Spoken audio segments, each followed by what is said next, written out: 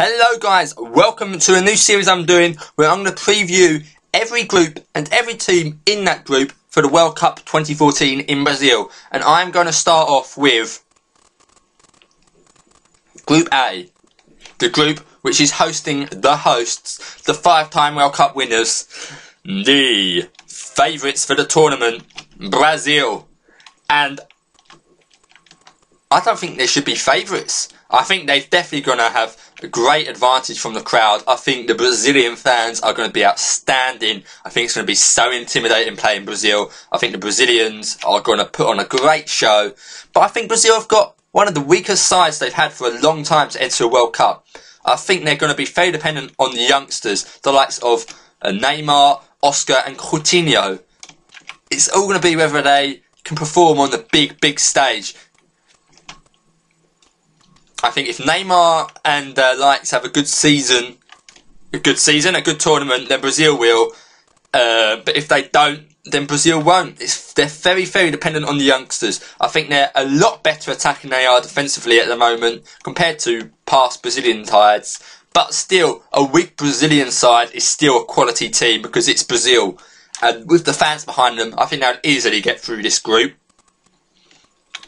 The second team in this group is Croatia.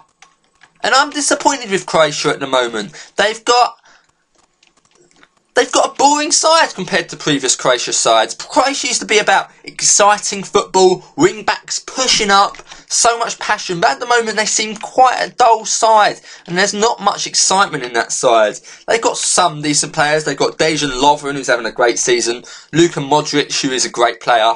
And Rakitic, who is really stepping up now, who's really becoming a quality player. But I don't think they're good enough to progress. I think they're a bit of a boring side, dare I say it. Slate me in the comments, express your opinions in the comments. But I don't think Croatia will get through. But definitely keep an eye on Rakitic, because I think he'll have an outstanding season. With Brazil again though, I think every World Cup you have these gems, these hidden gems which just appear out of nowhere. And last World Cup it was Luis Suarez. He really announced himself on the big stage in that World Cup. This season, this year, I think it's going to be Leandro Damião. I think he's going to be Brazilian's leading centre forwards. I think he'll probably get top goal scorer. It's quite an out there prediction. That's what I reckon. I think Damião's going to come onto his own, and I think after the World Cup, there's going to be a lot of big teams after Leandro Damião. What do you guys reckon? What player from Brazil do you think is going to be the best player? Do you think Neymar's going to step up? Leave that in the comments. But the third team, Mexico.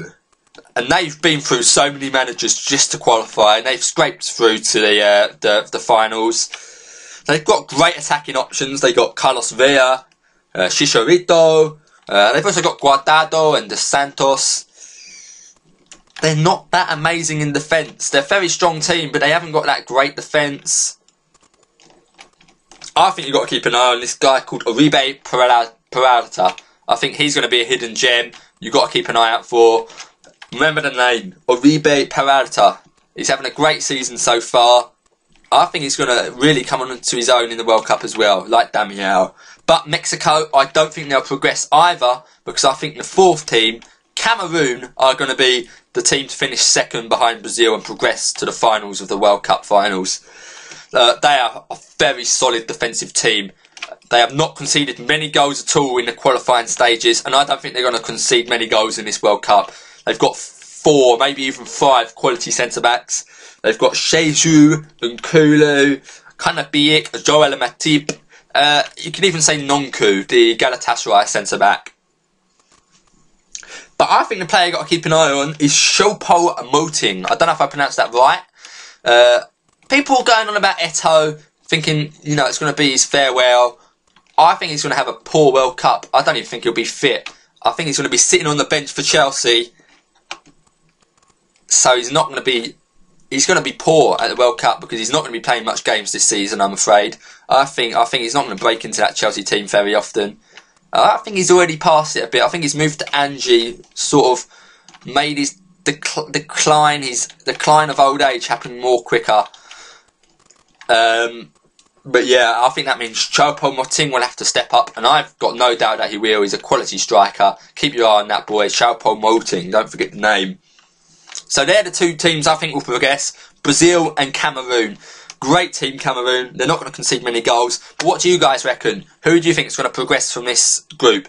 Between Brazil, Croatia, Mexico and Cameroon. What players do you think are going to step up? What hidden gems are out there that you think are going to perform outstandingly? And what good players do you think are going to underperform? Let me know your opinions in this comment section, because I think it's going to be Brazil and Cameroon.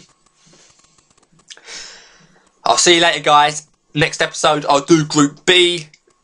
Bye!